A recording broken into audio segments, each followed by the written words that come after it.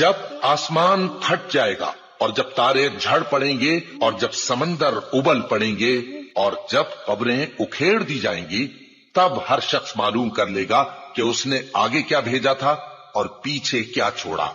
اے انسان، تجھ کو اپنے رب کریم کے بارے میں کس چیز نے دھوکہ دیا؟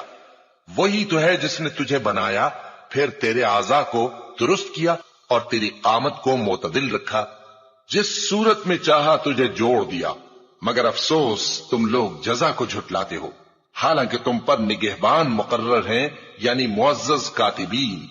جو کچھ تم کرتے ہو وہ اسے جانتے ہیں۔ بے شک نیکوکار نعمتوں کی بہشت میں ہوں گے اور بدکردار دوزخ میں، یعنی جزا کے دن اس میں داخل ہوں گے اور اس سے چھپ نہیں سکیں گے۔